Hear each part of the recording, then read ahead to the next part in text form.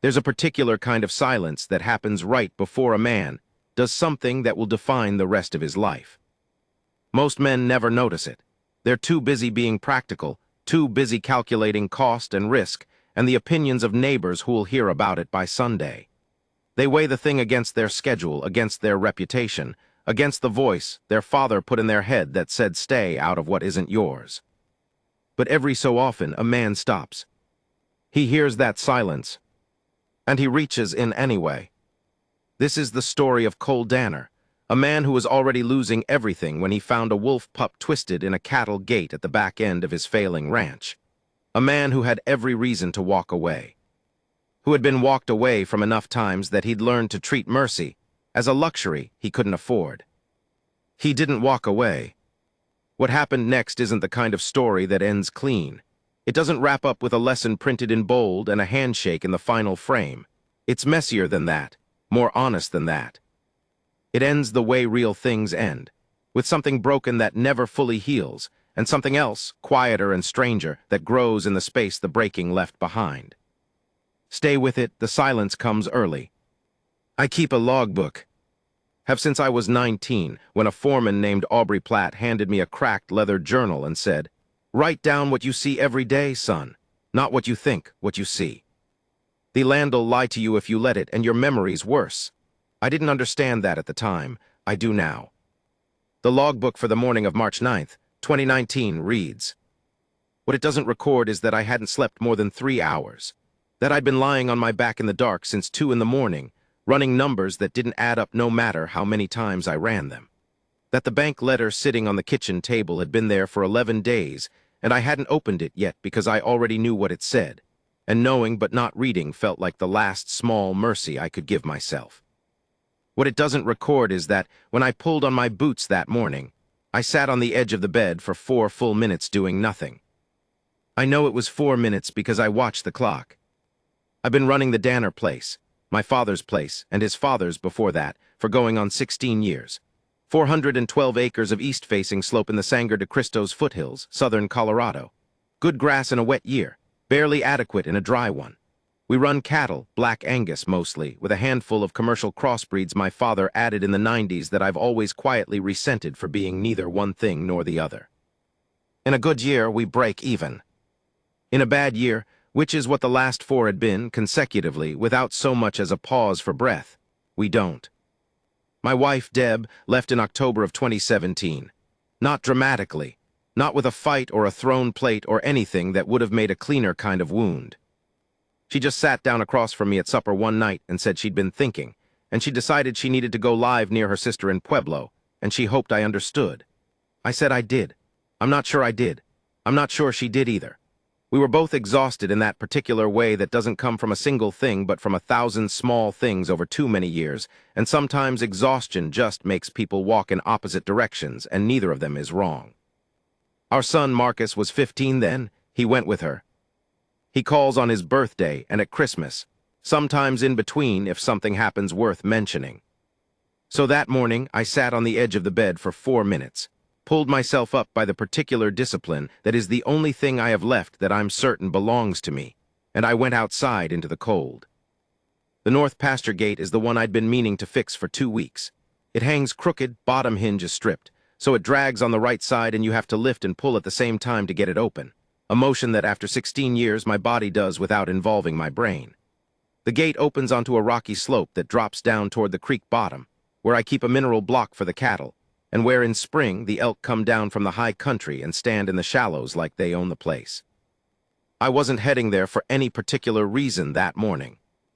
Just checking fence, the kind of walking and looking that is maybe 40% of ranching and the part nobody writes songs about. I heard it before I saw it. Not a cry exactly, not a bark, something between, a thin, sustained note that had a quality I want to call desperate, but that might be too human a word for it. It was a sound that didn't fit the landscape, and the landscape was one I knew intimately enough that anything off registered in my body before it registered in my mind. I stopped walking. I tilted my head. It came again, from the direction of the gate. I covered the last 50 yards at a jog without deciding to jog, which is how you move toward a sound like that in cold air on an empty stomach. Your legs make the decision, and your brain catches up later.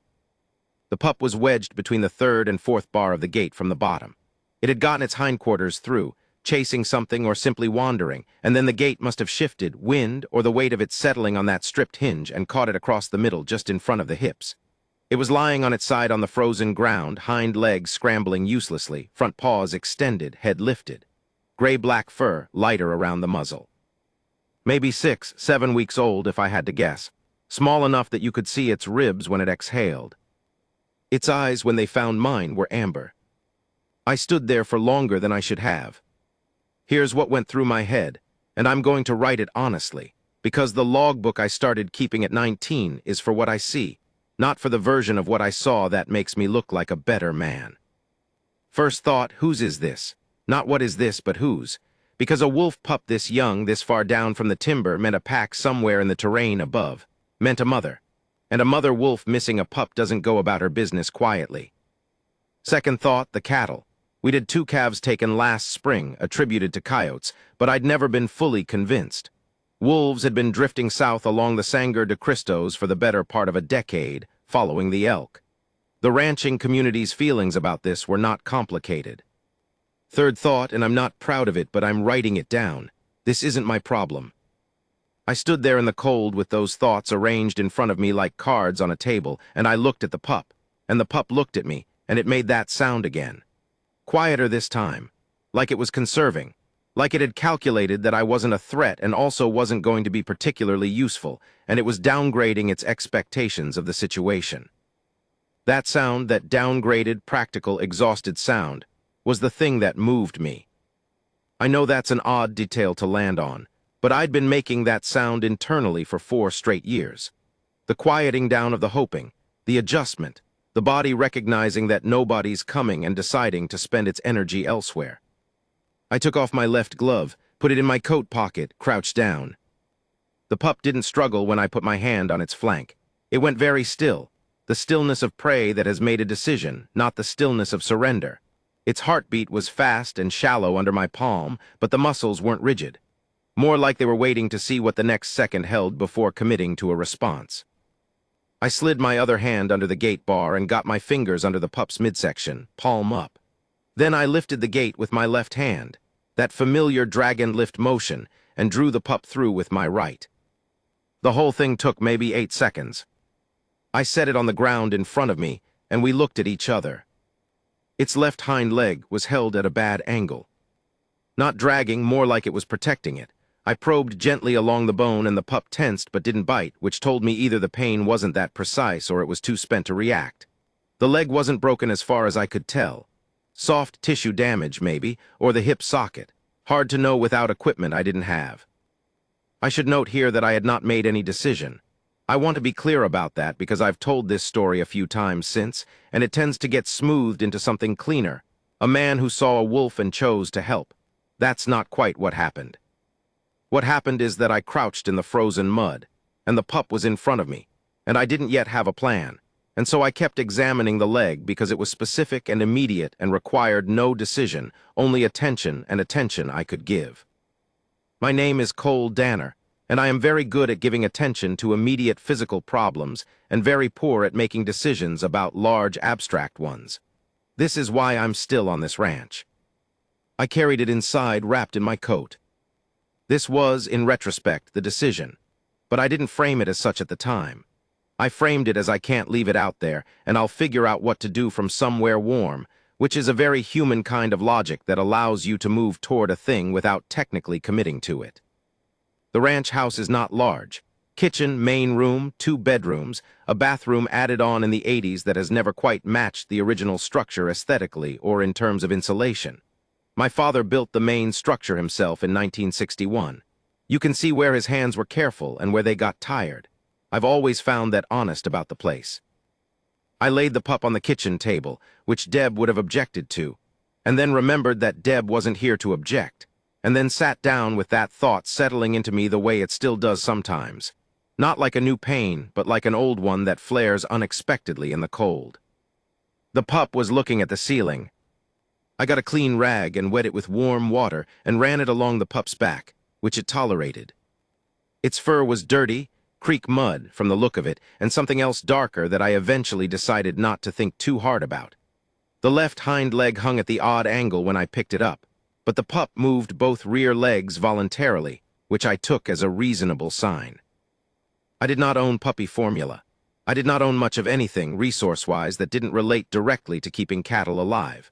But I had evaporated milk in the pantry, 2 cans, the kind I keep for a coffee emergency, and I'd once bottle-raised an orphan calf, and enough of what I'd read about that had stayed with me to know that warm, evaporated milk cut with water and a little corn syrup would do in a genuine pinch. I found a turkey baster. The pup took the first offering cautiously, sniffed the rubber tip for a full minute, which I timed, because apparently I was timing things that morning. Then it latched on with a seriousness that surprised me. It drank until it fell asleep, which happened very suddenly and completely the way puppies and young children sleep, all at once, like someone turned off a switch. I sat at the kitchen table and looked at it sleeping on my kitchen table and thought, all right. That was the full extent of my plan, all right.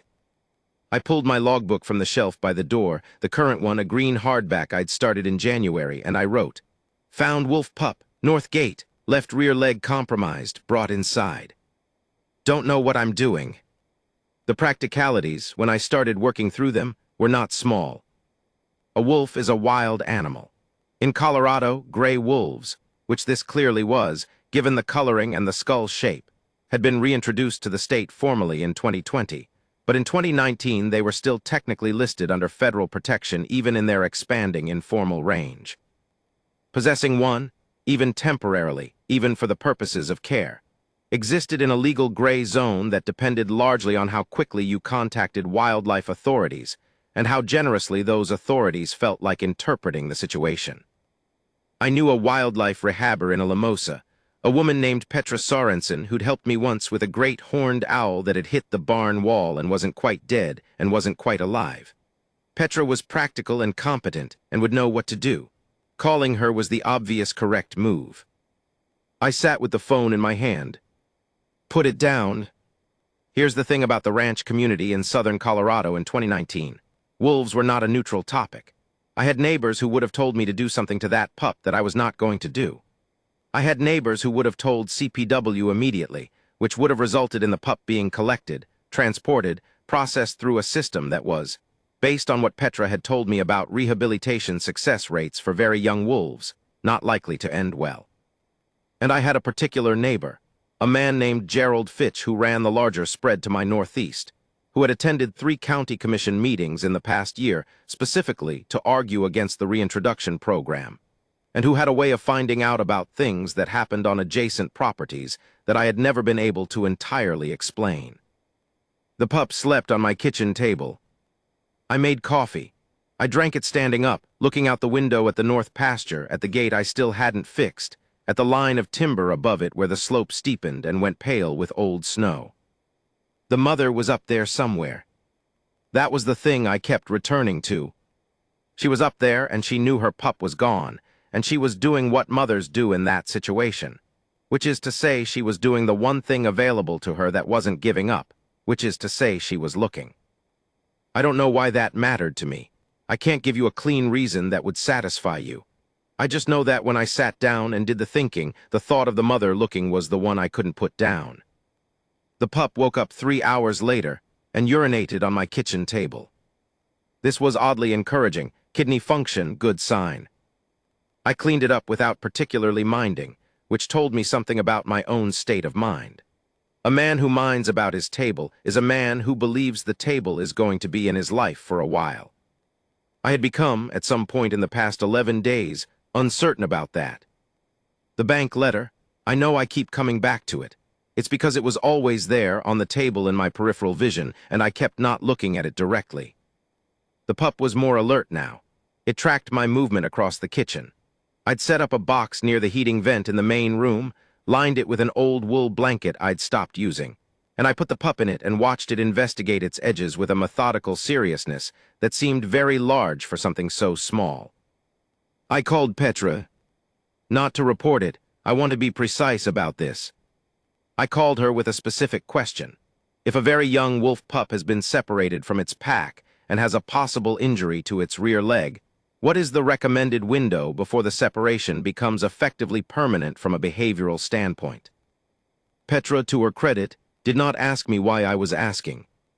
She said, for a pup that young, you're looking at 3 to 5 days before the pack moves on or the mother assumes loss and stops active searching.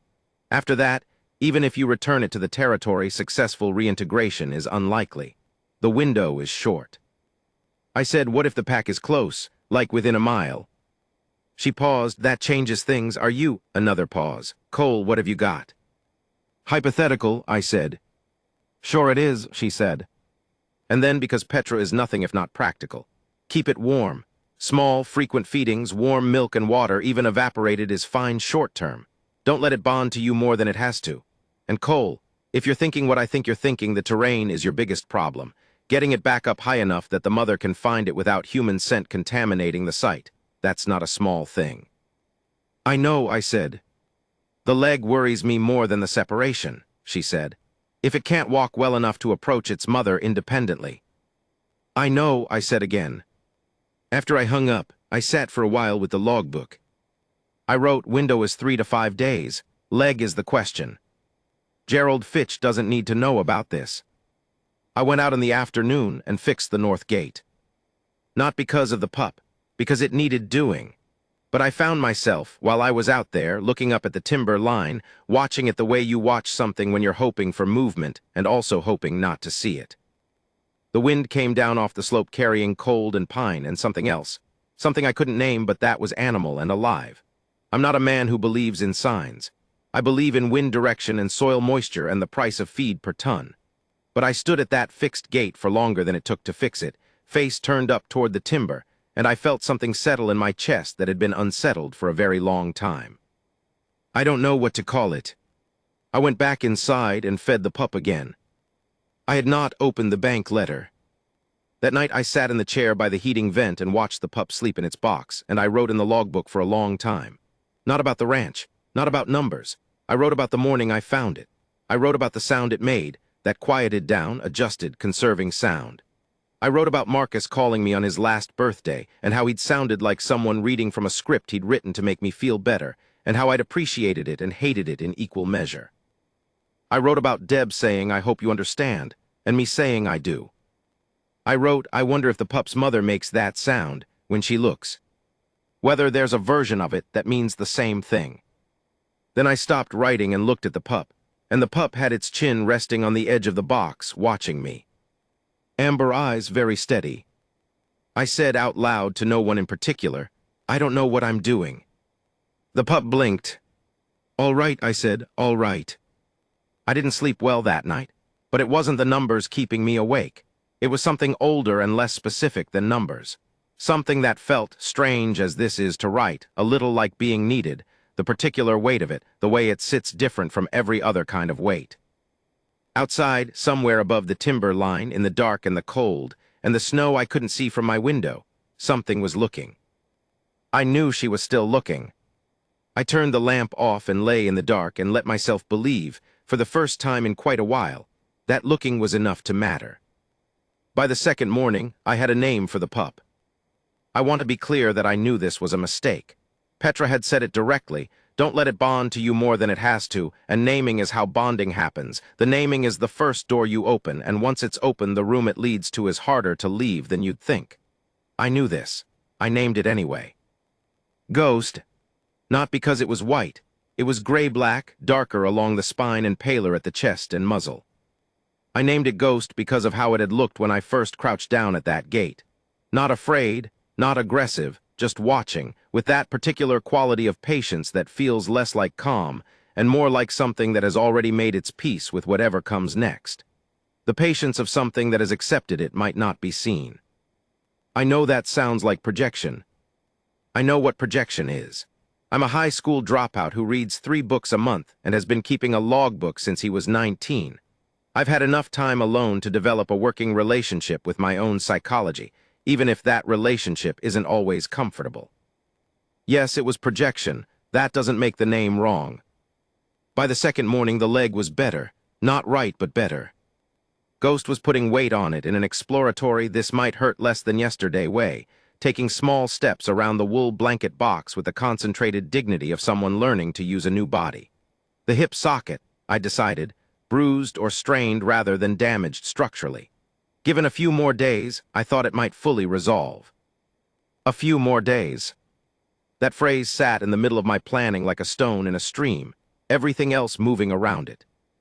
I fed Ghost at 5:30, and again at 8, and while I was heating the second batch of milk water, I finally opened the bank letter.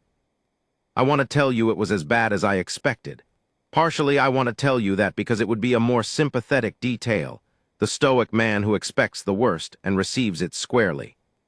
But the truth is it was slightly worse than I expected, because the loan modification I'd applied for in November had been denied, which I'd known intellectually was possible but hadn't fully absorbed as a real thing that would appear in writing. Seeing a thing in writing makes it different. Aubrey Platt told me that. I've spent 23 years watching him be right about it. The letter said I had 60 days before formal proceedings began. It said I could appeal. It said there were resources available. The resources it listed were a phone number and a website, both of which I understood to be the bank's way of satisfying some regulatory requirement to offer them without any actual expectation that they'd change anything. I folded the letter. I put it back in the envelope. I put the envelope in the kitchen drawer with the manuals for appliances I haven't owned in a decade. Ghost was looking at me from the box. "Yeah," I said. Ghost thumped its tail once, tentatively, like it wasn't sure if tail thumping was appropriate given the atmosphere, but it felt like something should be done. I laughed. For the first time in, I genuinely could not have told you, some large unit of time. On the second day, I let Ghost move around the main room. This was practically necessary. A 7-week-old wolf pup kept in a box develops neither its muscles nor its confidence, and Ghost needed both to function when I got it back up the slope. But it was also something else. I watched Ghost catalog the room with a systematic thoroughness that was either innate or early developed, sniffing the base of every wall, the underside of every piece of furniture, the edge of every rug. Nothing escaped the investigation. Ghost found a boot I'd been missing for 2 weeks under the couch, a bottle cap I couldn't account for behind the wood stove, and what appeared to be a desiccated moth behind the TV stand, which Ghost then carried in its mouth to the center of the rug and studied with great concentration. I wrote in the logbook, "Ghost has better methodology than I do, also boot found." In the afternoon, I worked on the books. This is a task I hate but do faithfully, the way some people attend church, not because it brings comfort, but because not doing it would mean something worse about who I am. I sat at the kitchen table with the spreadsheets and the receipts and the running column of what the cattle weigh and what they're worth and what feed costs per day, and what the electricity runs in winter, and I did the arithmetic, and the arithmetic said what it had been saying for 4 years. Ghost fell asleep under my chair. I only realized it when I pushed back from the table and felt the weight against my heel. A warm, specific weight, trusting in a way that is unreasonable if you think about it, given that we had known each other for 31 hours. But trust in very young animals is not calculated. It is extended because the alternative is worse, and because the body makes decisions about warmth and nearness that the mind hasn't caught up to yet. I left the spreadsheets. I went and sat on the couch, and Ghost woke up and stretched, front paws extended, hindquarters up, a stretch of such theatrical completeness that I envied it, and then came over and put its chin on my knee and went back to sleep. I sat with one hand resting lightly on its back, not quite petting, just present, and looked out the window at the mountain and thought about 60 days. The third day, I made a mistake. Not a dramatic one, not the kind that has consequences in a sudden way. The quiet kind, the kind that only matters later when you trace back to where the shape of things started shifting. I took Ghost outside, just to the yard, just for 20 minutes while I did the morning chores. Ghost needed air and movement, and its leg was noticeably improved, still careful but weight-bearing consistently now. I told myself it was therapeutic. I told myself it was necessary. Both were true. They just weren't the whole truth. The whole truth is that I wanted to see it outside in the light. Ghost moved through the yard with a focus that was different from its indoor movement, less systematic, more instinctive. It put its nose down at the fence line and tracked something I couldn't see. It went still when a Steller's jay landed on the fence post 20 feet away, and the stillness was so complete and so different in quality from the rest of its movement that I stopped walking to watch it. The stillness of a predator, present in a way that went deeper than attention, the whole body involved, not just the eyes. The jay flew off. Ghost watched the empty post for 3 seconds, then went back to tracking whatever it had been tracking. I stood in the cold yard and felt something that I'm not certain I can name accurately. Grief, maybe, but early grief, the kind that happens when you're still in the presence of the thing you're going to lose, when the loss is coming but hasn't arrived, and you're aware of both at once. The present moment and its absence simultaneously. I'd felt it when Marcus was small. On good days, sometimes, the ones where he'd be laughing at something and I'd look at him and think, this is going to be over someday, and the thought would land like a stone even in the midst of the good thing. I've never known what to do with that feeling, except write it down and keep moving. I wrote it down that night. Ghost outside for the first time, watched it go still for the jay. There's something in that stillness that I don't have words for yet. It's the watching from a place before language. That evening, Gerald Fitch's truck came up the drive. I heard it before I saw it. The particular engine knock I'd been hearing across the fence line for 15 years, and I had maybe 45 seconds to make a decision. I put Ghost in the back bedroom and closed the door. Then I stood in the kitchen and felt with perfect clarity that I had made the decision I'd been circling for 3 days, that I was protecting something, that I had, without consciously choosing it, chosen. Gerald is a large man who has gotten larger over the years in a way that seems to be about more than food. He fills a doorway when he stands in one, which he knows and uses. He's not unintelligent. He's not cruel exactly, more that he's developed a model of the world that simplifies the things he finds inconvenient, and he applies that model consistently and without apology. I don't hate him. I've thought about hating him and can't sustain it. He is, in many ways, an understandable product of the same landscape and economy and set of fears that produced me. We're just different about what we do with those fears. He stood on my porch and said the county commission meeting had gone the way he'd hoped. The formal opposition to the reintroduction program was on record now, had state representatives paying attention. He wanted to know if I'd be willing to sign a letter. The letter would go to the state wildlife agency and make the case, in economic terms, for additional depredation controls. He talked for 6 minutes. I watched him and didn't say anything, and at some point he said, "You all right, Cole? You look like you haven't slept." "I'm fine," I said. "You hear anything up on your north slope?" Johnson said he thought he saw sign up by the creek. Something in my chest went very still. "Not lately," I said, which was technically true. The pup had been in my house for 3 days, and the mother, if she was still searching, was above the timber line, which was above my north slope. Gerald looked at me for a moment with the particular expression he wears when he's deciding whether to say the next thing. Then he said, "You know I like you, Cole. I know you're having a hard time of it with the ranch. If you ever want to talk about options." "I'm fine," I said again. He nodded. He didn't push. He left the letter for me to consider, which I took and set on the counter without looking at it. After his truck was gone from the drive, I stood in the kitchen for a moment, and then I went to the back bedroom and opened the door. Ghost was sitting in the middle of the floor, ears up, watching the door. When I opened it, the tail started moving. I crouched down and Ghost came over and put its head against my knee, and I put my hand on the back of its neck where the fur was thickest, and I stayed there for a while. "We've got to go up the mountain," I said. "Day after tomorrow, leg needs 1 more day." Ghost leaned into my hand. I stayed crouched there on the floor of the back bedroom until my knees hurt, and I didn't move. That night I called Marcus. It was spontaneous, not planned, not a birthday, not a holiday. I just picked up the phone and called because I wanted to hear his voice, and I was tired of only doing things for reasons that made logistical sense. He answered on the 3rd ring. Surprised, I could hear it. 22 years old now, doing something with computers that I understand in only the vaguest terms, but that seems to make him happy and pays him a wage I find slightly disorienting. We talked for 42 minutes, which is longer than we've talked on most birthdays. I didn't tell him about the pup. I'm not sure why. Maybe because I hadn't finished the story yet, and I've always had trouble telling a story before I know how it ends. Maybe because I wanted this to be the kind of thing I could tell him someday and watch his face while I told it, see what expression it made in him. I told him I'd been thinking about him, He said he'd been thinking about me too. I said I was sorry I'd been hard to reach, which was not precisely a factual statement but felt like something that needed saying. He said he knew. He said the ranch was, and then he paused, and I knew what he was weighing, and I said still here before he had to figure out how to phrase it kindly. Still here, I said, for now.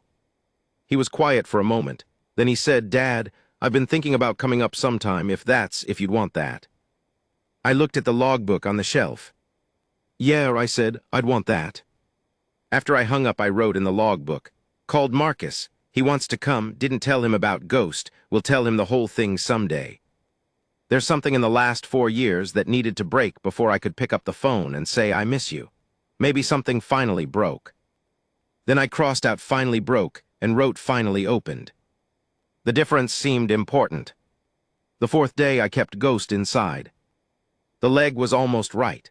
Another 12 hours, I judged, and it would be what it was going to be, good enough for the mountain, good enough for a mother who was going to smell it coming from a distance anyway and cover the ground between them at a speed I wouldn't be able to match. But I kept Ghost inside because I was being a coward about the timeline, and I knew it. I cooked, I never cook. I heat things, I eat standing at the counter. I treat food as a maintenance activity rather than an event. But that day I made the kind of breakfast my mother used to make. Eggs scrambled with onion and green pepper, toast from actual bread I'd had in the freezer, coffee from grounds rather than the instant I usually suffer through. I ate at the table. I put a small amount of scrambled egg in a bowl on the floor for Ghost, who ate it with great efficiency, and then looked at me with an expression that seemed to inquire about seconds. You're going home tomorrow, I said. Ghost put its ears back slightly. Whether this was in response to my tone or to some other stimulus, I cannot say. But it looked like understanding, and I let it look like understanding, because some mornings you need to let things look like what they look like. I spent the afternoon doing things I'd been putting off. Fixed the hinge on the barn door that had been squeaking since November. Replaced a section of fence board on the east side that had been warped by last summer's moisture. Small things, maintenance things, the kind of work that says I'm still treating this like it's going to be here, which is either optimism or habit, and I wasn't sure which. Ghost followed me out when I went to the barn. Not running, careful still, the leg deliberate, but present at the edge of each task, watching the work with that serious attention.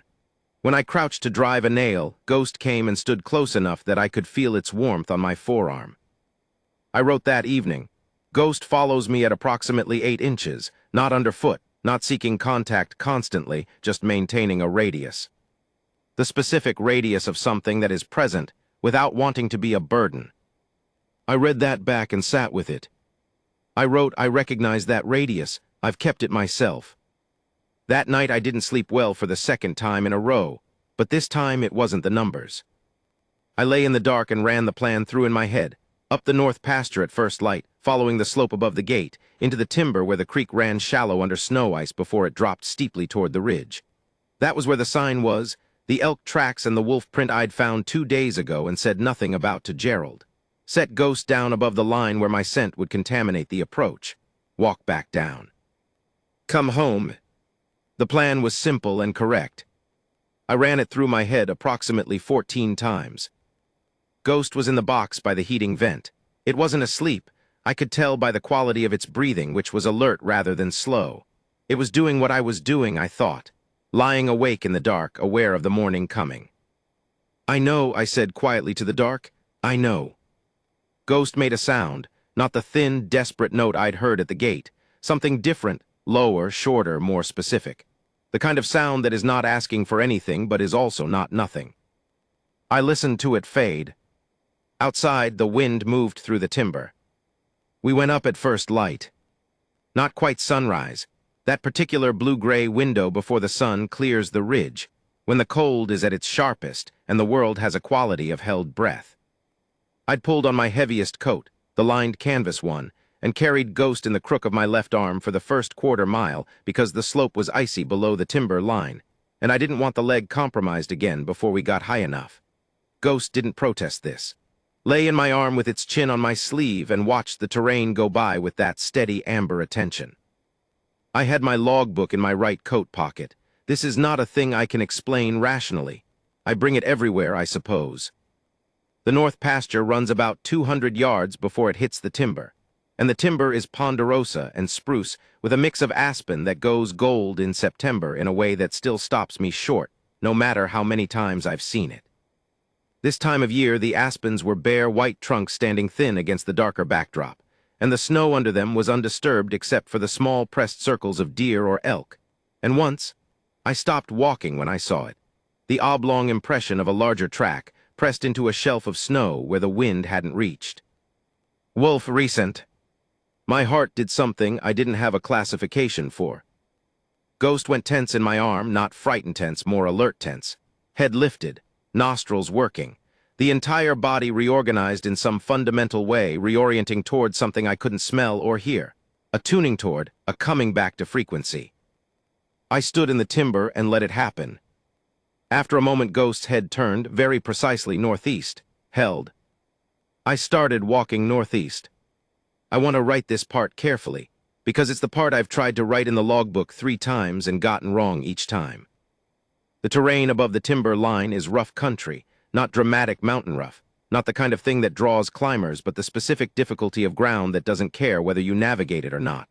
Rocks that look stable and aren't. Snow that looks shallow and drops you to the knee. The creek cutting through at odd angles, its ice surface deceptive.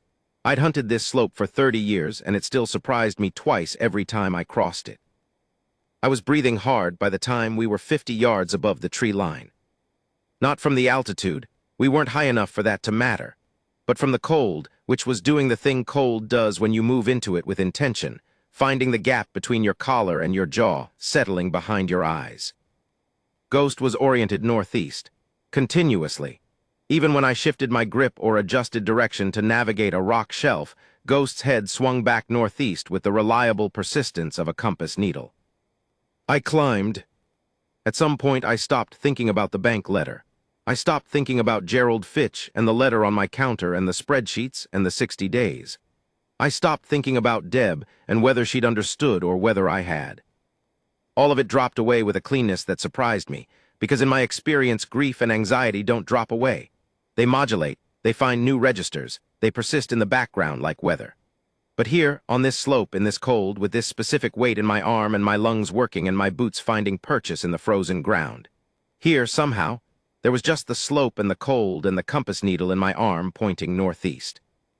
This is the thing about physical work that no one explains properly. It doesn't solve anything.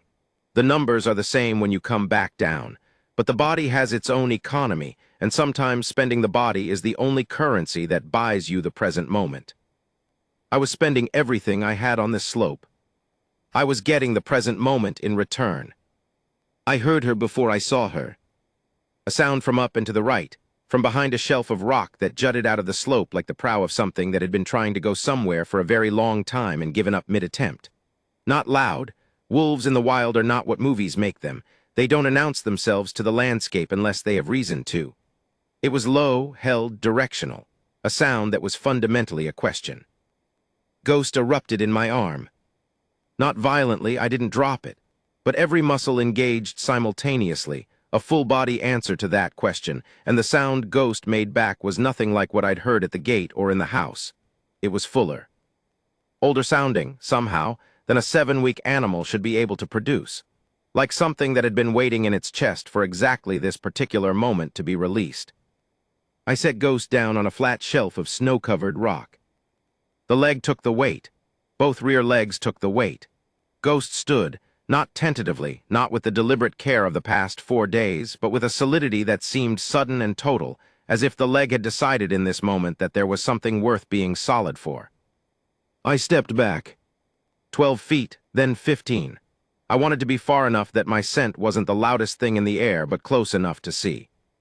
I stood very still. She came around the rock shelf slowly. Larger than I'd imagined, which is always the case with wolves in person. The photographs don't capture the specific way they occupy space, the quality of presence that has nothing to do with size and everything to do with attention. Gray, darker than Ghost, with a pale underside and a face that I can only describe as complex. Not in the way human faces are complex, not the layered social signaling we've evolved, but complex in the way a landscape is complex, depth and history and the evidence of weather. She stopped when she saw me. I have been looked at by a lot of animals in my life. Cattle, horses, the occasional deer from 15 feet in the timber when neither of us had expected the other. An elk once, a big cow, who held my gaze for a full 10 seconds before deciding I wasn't worth her mourning. I've been looked at by animals who were frightened, and by animals who were calculating, and by animals who were simply registering my existence as data before moving on. She looked at me like none of those things. She looked at me the way someone looks at a thing they're trying to understand fully before they decide what it means. I held very still. Ghost between us on the rock shelf was making a continuous sound, not the question sound, not the answer sound, something that defies my vocabulary. A sound of pure animal recognition, of pieces reconnecting, of the world rearranging itself back into the shape it was supposed to be. She dropped her eyes from me, put her nose down toward Ghost, and then she made a sound. I've written in the logbook many times about this sound, trying different words, and none of them are right. It was low and sustained, and it contained something that functioned like relief, like the specific exhale of a held breath that has been held past the point of pain, past the point where you believed it could still be worth holding. Ghost went to her in an unsteady rush, the legs still careful but the rest of the body overriding the care, driven by something more urgent than caution. She received it. There's no other word for the motion she made with her head and neck, curving them around and down, enveloping. She received it the way you receive something you'd prepared to lose. I stood on the slope in the cold and watched this and didn't move. I didn't write anything down. For once, I just watched. They stood together for a long time. Ghost nursing, eventually. She settled on the rock shelf and Ghost nursed with the furious single-mindedness of a very young thing that has been making do and has now stopped making do. And I stood 15 feet away, and the cold worked at my ears and my jaw, and I let it. I thought about my mother, who died in 2011, who I never thanked specifically for anything because I was my father's son and my father's generation didn't thank their mothers specifically. They thanked them generally and inadequately, and my generation inherited this, and I've carried the inadequacy of it ever since. I thought about the morning Marcus was born, how Deb had looked immediately after, not joyful exactly, not the way the movies do it, but something more raw and more interior than joy, like something very old in her had been answered. I'd stood at the edge of the scene, at the edge of the bed, with my hands at my sides, feeling the familiar radius. 8 inches, close enough to be present, far enough to not be a burden. The same radius I was keeping now. She lifted her head and looked at me again. I didn't move. Her gaze held me for what felt like a long time. I want to tell you I understood it, but that would be the kind of over-explanation I've been trying to avoid. I'll say only that it didn't feel like the gaze of something that found me irrelevant. It felt like the gaze of something that had filed me under a category that I didn't know the name of, but that seemed, in some fundamental sense, to involve the word considered. Then she moved. Up and northeast, Ghost behind her, both of them quiet on the snow. She didn't look back. Neither did Ghost. I stood and watched them until the terrain took them. Not long, because the rock shelf broke into a gully that bent away from sight quickly. 30, maybe 40 seconds of watching, and then the slope was empty. I stood in the empty slope. I put my hand in my coat pocket and felt the logbook. I didn't take it out. The walk back down took 22 minutes. I know because I checked my watch when I reached the timber line. I don't know exactly why I checked the watch. Maybe just to have something to do with my hands, while my chest was conducting its own independent weather system. In the timber, I sat on a fallen ponderosa for a few minutes. The bark was damp with old snow, and the cold came through my coat, but I sat anyway, looking back up the slope at the empty rock shelf, at the gully where they'd disappeared. I thought I'm going to be all right. Not as a decision, not as a resolution, just as a statement of probability, the way you make them when you're doing mental arithmetic and the numbers start pointing one direction.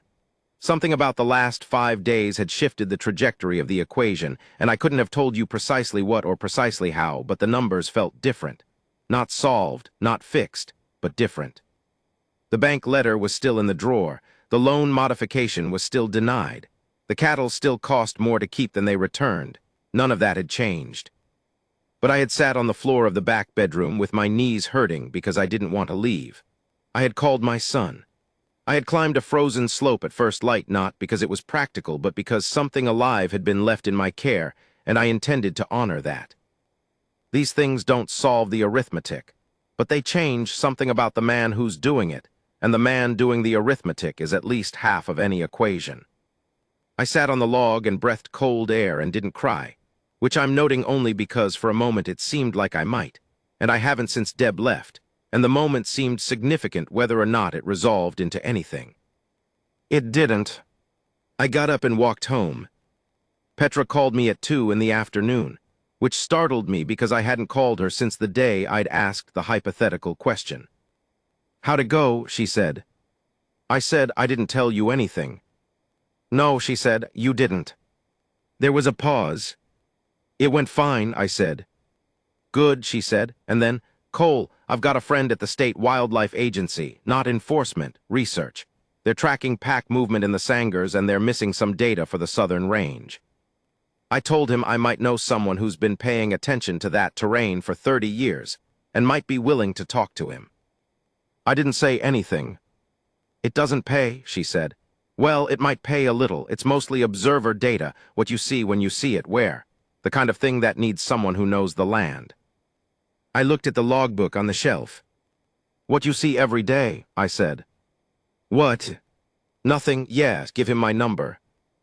After I hung up, I made coffee and drank it standing at the window, looking at the north slope. I picked up Gerald's letter from the counter, read it, folded it, put it in the drawer with the bank letter. I didn't throw either away. I want to be honest about that. I didn't throw them away because what they represent is real, and I am not the kind of man who makes reality disappear by putting it in a drawer. I'm the kind of man who puts things in drawers when he needs time to figure out how to live alongside them without being flattened by them. That's different. I took the logbook off the shelf and sat at the table. I wrote March 13th, 2019, temperature 18 degrees F, went up the north slope at first light, found the mother above the rock shelf northeast of the gully. She took Ghost back. I watched them go, came down, talked to Petra. There is something in the numbers today that I don't have words for yet, but that I am choosing to believe is not nothing. I paused. Wrote, Marcus wants to come up. I said yes. Paused again. Wrote, fixed the north gate. Leg on the pup looked good at the end. She looked at me before she went. I didn't understand it. I'm not going to pretend I did. I closed the logbook. 3 weeks later, the wildlife researcher came. His name was Daniel Torres, and he was younger than I expected, late 20s, with a careful, methodical way of moving through terrain that reminded me of Ghost cataloging the main room. He had mapping equipment and a notebook, and he walked the north slope with me for 4 hours, asking questions about elk corridors and creek crossings, and the locations of the prints I'd documented in the area over the past 18 months. I showed him the logbook entries. He photographed 17 of them. "This is exceptional data," he said, in a way that suggested he meant it rather than just saying it. "I just write what I see," I said. He photographed the entry from March 9th, then the one from March 13th. He didn't ask about the gap between them, and I didn't explain it. When we got back to the north gate, he stopped and looked at it. "This is new hardware," he said, meaning the hinge I'd replaced. "Fixed it a couple weeks ago," I said. He nodded, wrote something in his notebook. I didn't ask what.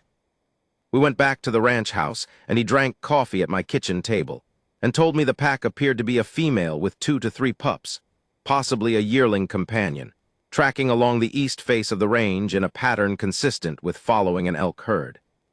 He pulled up satellite data on a tablet that showed the elk concentrations over the past winter. The track lines converged in a way that was legible even to me, a coherent story in lines and dots. "Have you seen the female again?" he asked. "Once," I said, "from a distance, heading up the gully north of the rock shelf." He looked at me. "When?" "2 weeks ago. She was alone." I thought about that, mostly. He wrote something down. I watched the notation but couldn't read his handwriting. The money from the observer work didn't save the ranch. I want to be precise about this, because real stories don't resolve that cleanly. What it did was provide a marginal additional income stream, and this is the harder thing to quantify.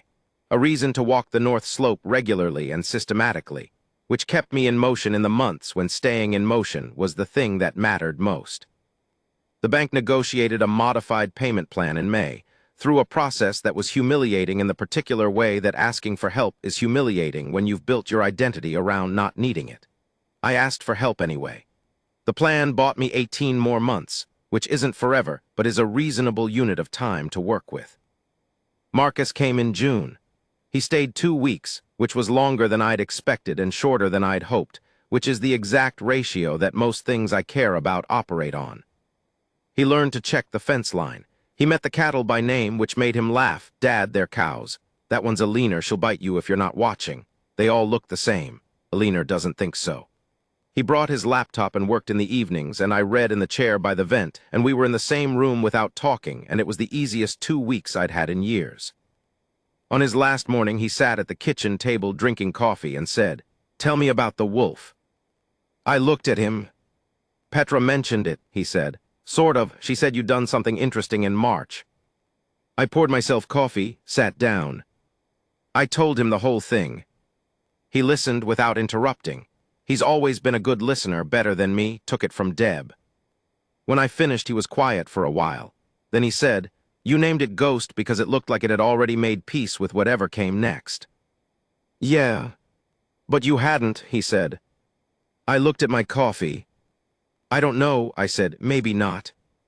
He nodded. He didn't press it. I've spent a lot of energy over the years being grateful that Marcus doesn't press things, that he knows when to leave space. "I'm glad you kept it," he said. "The few days, I'm glad you did that." "Wasn't the right call, probably," I said, "from a wildlife management standpoint." "Probably not," he said. And then quietly, "But it was the right call."